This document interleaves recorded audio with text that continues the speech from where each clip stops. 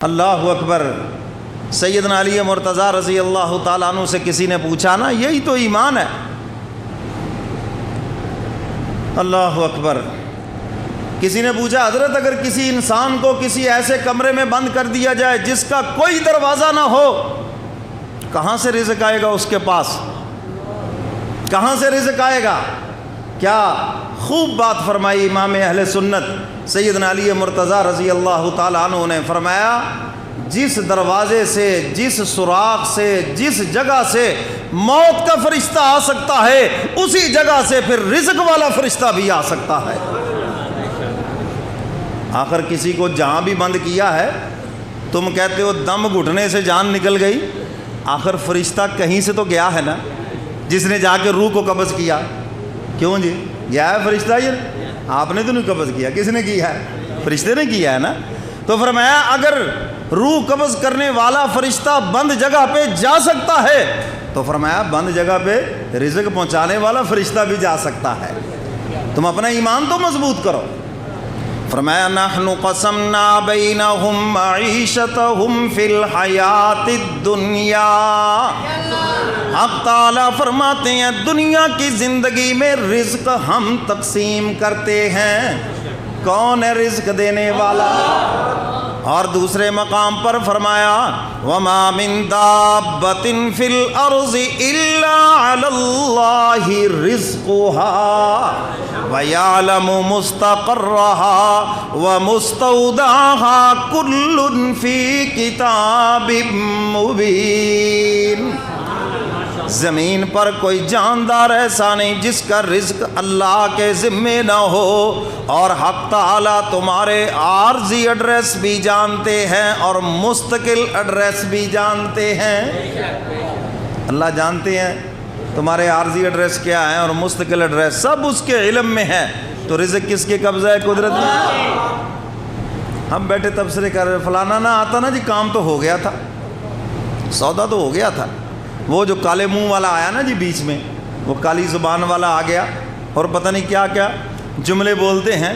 اگر آپ اپنا ایمان مضبوط کر لیں کہ یہ میرے مقدر میں تھا ہی نہیں تو ساری لڑائی ختم ہے۔ کیوں جی ختم ہے؟ یہ نہیں، ہاں نفع نقصان کس کے ہاتھ میں؟ اور یہ جو نفع ہے نا جو ہم کہتے ہیں جی یہ میری عقل کا کمال ہے، میرے بزنس کا کمال ہے، یہ میرے ہنر کا یہ بھی غلط فہمی ہے۔ سورہ حدید میں اس کو بھی واضح کر دیا۔ فرمایا لِكَيْ لَا تَأْسَوْا عَلَىٰ مَا فَاتَكُمْ وَلَا تَفْرَحُوا بِمَا آتَاكُمْ۔ کوئی چیز تمہارے ہاتھ سے نکل جائے زیادہ افسوس نہ کرنا، کیونکہ ہم نے تمہارے مقدر میں لکھی نہیں، اور کوئی چیز مل جائے تو فرمایا اوقات سے باہر نہ ہو جانا، تکبر نہ کرنا، ہم نے تمہارے پیدا ہونے سے پہلے وہ چیز تمہارے لیے لکھ دی تھی۔ تم تو ابھی ماں کے پیٹ میں تھے، ہم نے لکھ دیا تھا رزق کتنا ہے، ہم نے تو اس وقت لکھ دیا تھا یہ نعمت ملے گی یہ نہیں ملے گی۔ اور تم کہہ رہے جو فلانے نے کر دیا، فلانے نے کر دیا، وہ نہ ہوتا، یہ نہ ہوتا، فلاں نہ ہوتا تو ایسے ہو جاتا۔ فرمایا جو ہم نے لکھا ہے وہ مل کے رہے گا، اور جو ہم نے تمہارے کھاتے میں تمہارے لیے نہیں لکھا وہ تمہیں کبھی نہیں مل سکتا۔ سمجھ آئی یہ بات کہ نہیں؟ تو یہ سب کس کے قبضہ قدرت میں ہے؟ اللہ کے قبضہ قدرت میں ہے۔ حضور علیہ الصلاۃ والسلام وہاں سے نکلے، ایک روایت میں آتا ہے کہ سیدھے بیت اللہ میں تشریف لے گئے، اور ایک میں آتا ہے کہ آپ اونچی چٹان پہ کھڑے ہو کر ایک محبت بھری نظر سے بیت اللہ کو دیکھا اور فرمایا کہ میں تجھے کبھی چھوڑ کر نہ جاتا، تو خدا کا گھر ہے، اگر یہ مجھے نہ نکالتے، مجھے مجبور نہ کرتے، کبھی نہ تجھے چھوڑتا۔ حضرت ابو ہریرہ رضی اللہ تعالیٰ عنہ بیت اللہ کی محبت میں اشعار پڑھا کرتے تھے مدینہ منورہ میں، بیت اللہ کی محبت میں۔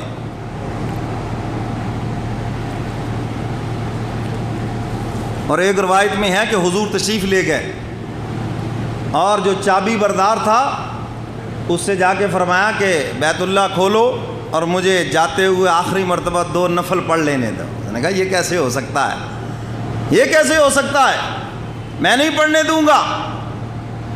حضور علیہ الصلاۃ والسلام نے فرمایا شیبی اس کا نام تھا، پھر یہ پورا خاندان چلا۔ حضور نے فرمایا کہ وہ وقت کیسا ہوگا جب اس کی چابیاں میرے ہاتھ کے اندر ہوں گی۔